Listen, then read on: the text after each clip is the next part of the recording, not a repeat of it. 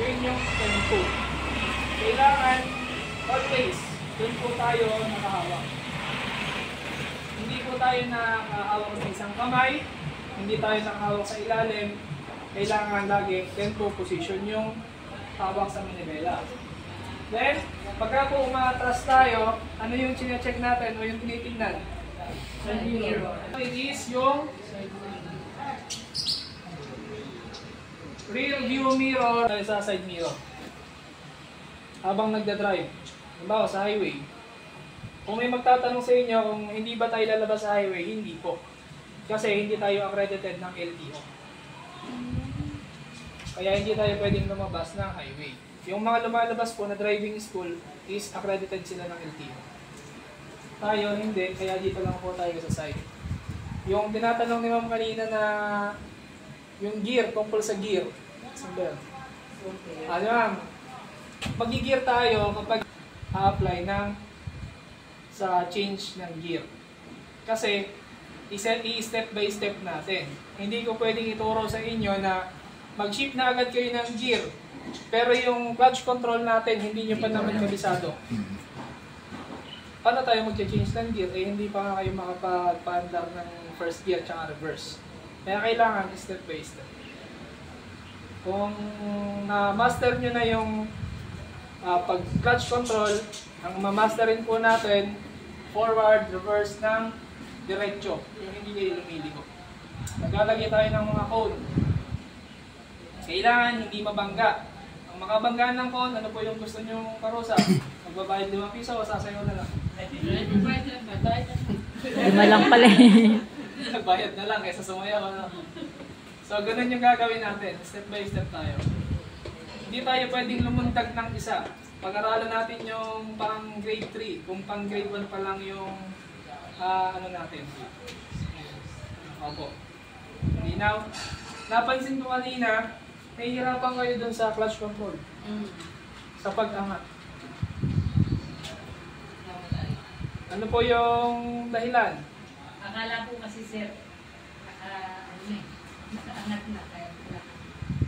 Akala, nakaangat na. Ay, akala, ano lang, naka-level lang. Naka-level lang. Wala, may iangat na lang.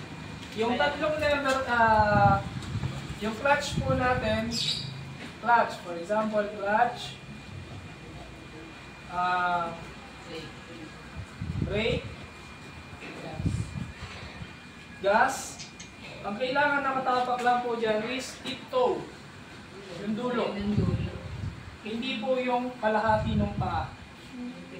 Kailangan yung paa natin nakasayad pa din sa baba.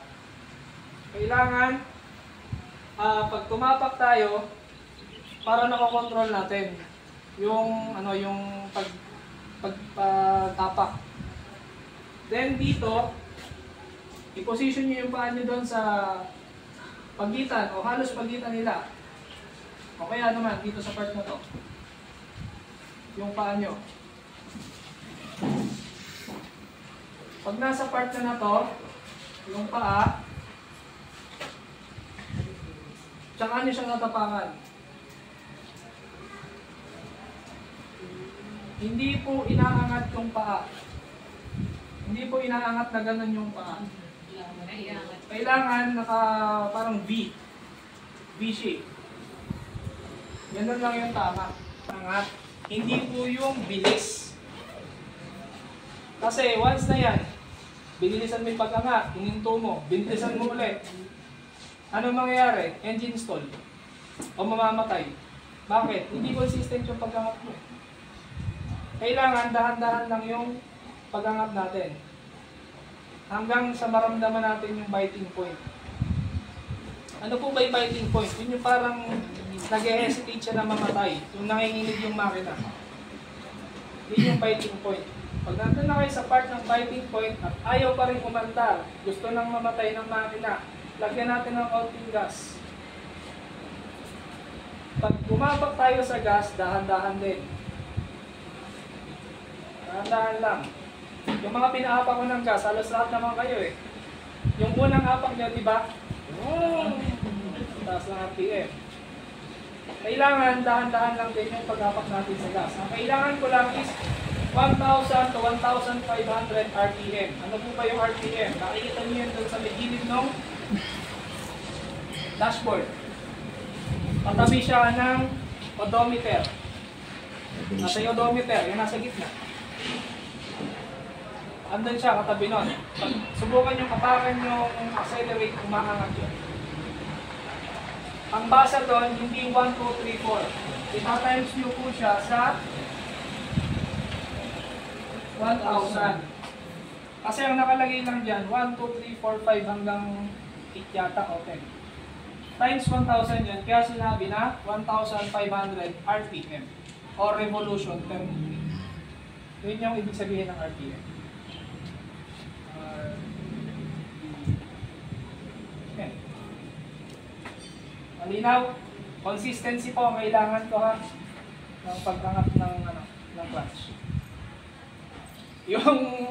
Yung nauubos yung yung nauubos yung clutch, hindi nauubos yan. Wala ko siya dun sa biting point, kaya hindi siya nanginginig. Akala mo nauubos na, pero hindi pa. Pagka wala pa ding biting point, angatin pa, dahan-dahan. Hanggang di mo nararamdaman yung biting point, huwag kang titigil.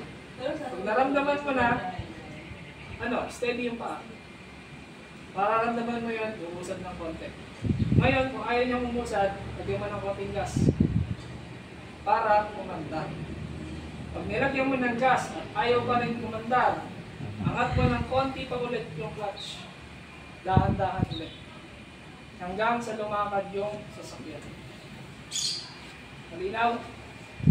So, ganun po Pag umatras tayo, laging tingin, rear view and side mirror. Okay? Sino na? Tuloy na natin.